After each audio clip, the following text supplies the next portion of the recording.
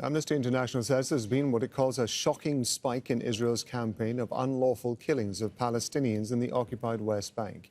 The rights group has documented instances of Israeli forces using lethal force with impunity and, quote, a chilling disregard for Palestinian lives. It's investigated 4 cases between October and November last year in which 20 Palestinians, including 7 children, were killed. The report also found Israeli forces prevented Palestinians with life-threatening injuries from receiving medical aid and attacked those trying to help them, including the first responders. 2023 was the worst year for Palestinians since UN records began. At least 507 people were killed, including 81 children.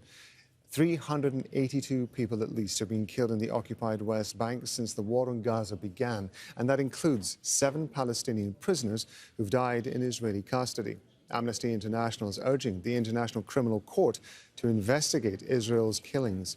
Budour Hassan is a researcher on Israel and Palestine at Amnesty International. She's one of the authors of that new report. She's joining us from Ramallah in the occupied West Bank. Very good to have you with us. Just tell us, first of all, how you gathered the evidence. Over the October and November, we remotely interviewed victims of these attacks, in addition to survivors, to families and relatives of people who were killed by Israeli forces. We focused on specific locations in Tul Karim area, in Jerusalem, in areas where there were obstruction of medical assistance to people who were injured. We then gathered all the video and audiovisual evidence available on these cases, and our evidence lab team analyzed, geolocated, and verified these pictures that we either found on open source or received from the survivors. And using these different interviews with people and the evidence, the audiovisual evidence, we found that these 4 cases that we documented were emblematic of a pattern that has been used by Israeli forces, which is to fire at protests during raids at people who posed absolutely no threat to Israeli soldiers or Israeli border police when they were shot. We documented systematic use of lethal and unlawful force during raids, during attempts by Israeli forces to break down and crack down on protests, including just in response to stone throwing, in stark, clear violation of international human rights law, which demands that authorities should not use excessive force against people who throw stones. And we also found that Israeli forces systematically blocked ambulances from reaching wounded people and providing them with what could have been life-saving treatment. I want to ask you more about that, because that's something that we have been covering here at Al Jazeera as well, this increase in the number of targets that are linked to medical crews who are trying to help people. Just give us some of the details, if you can, of what you've heard about the way that the medical crews going to people's assistance have been targeted by Israeli forces.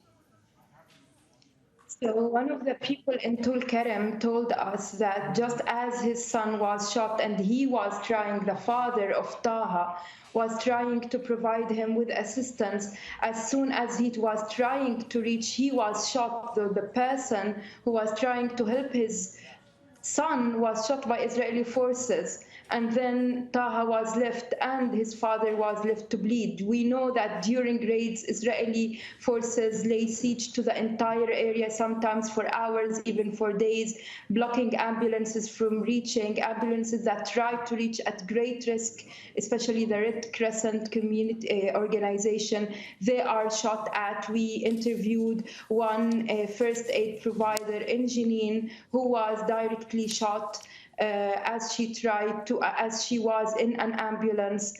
And this is not new. We have been documenting these attacks against first aid providers, ambulances in Gaza and in the West Bank for many years. But what we found is that this year in particular, and in follow-up on what's going on Gaza, on attacks on hospitals, that there has been this spike. And perhaps last week's raid on the Ibn Sina hospital is a new apex of Israel's complete disregard for the protected status that hospitals are supposed to enjoy.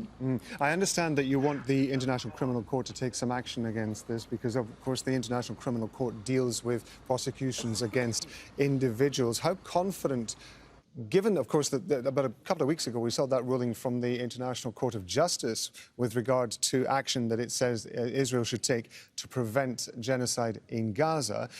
Where does your confidence lie now that if you take this evidence to the ICC, something may happen?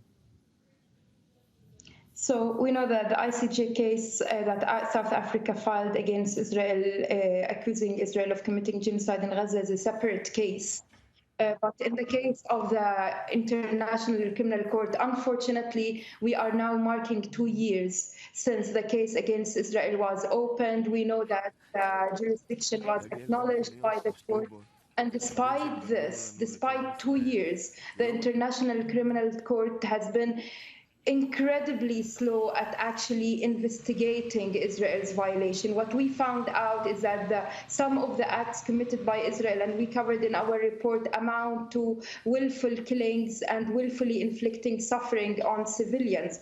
And these are war crimes, in addition to the wider context, which is apartheid, which is a crime against humanity. And within the jurisdiction of the International Criminal Court, we do believe that these cases, whether in Gaza or in the West Bank or Israel's apartheid system against all Palestinians, are really a litmus test to the impartiality, objectivity, and veracity of the international justice system, as Israel's judiciary has failed systematically to investigate these violations. Budour Hassan, we appreciate you being with us on Al Jazeera. Thank you very much indeed for your time.